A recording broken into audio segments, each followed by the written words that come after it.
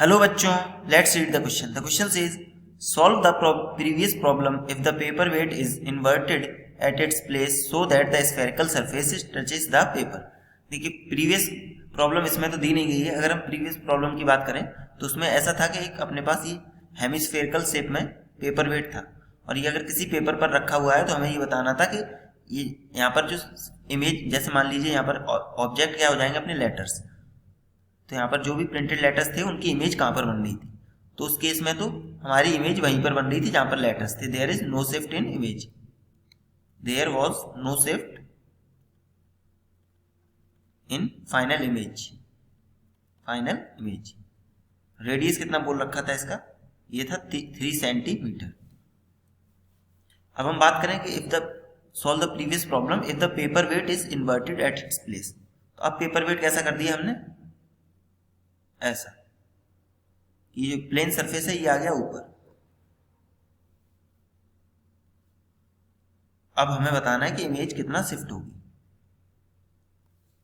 तो अगर इसके लिए बात करें तो thickness of glass, thickness of glass ये कितनी अपनी 3 सेंटीमीटर.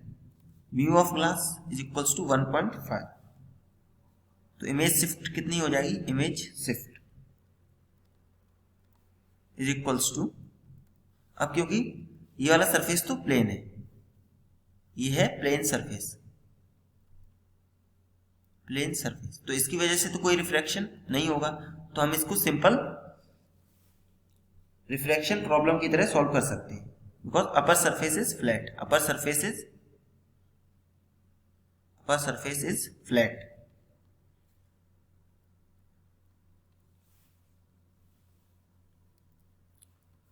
तो अगर इसकी वजह से हम इमेज शिफ्ट निकालेंगे तो ये आ जाएगी 3 into 1 minus 1 upon mu. Mu कितना 1.5. तो यहाँ से जब सॉल्व करते हैं तो ये आ जाता है अपने पास 3 into 0.5 by 1.5, 2 times cancel, 1 centimetre. तो इमेज कितनी शिफ्ट हो जाएगी 1 centimetre. Therefore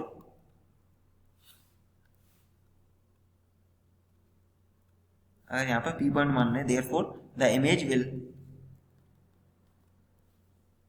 will appear 1 centimeter above point P. So the final answer for this question is image will appear 1 centimeter above point P. Hope you understood it well. All the best. Thank you.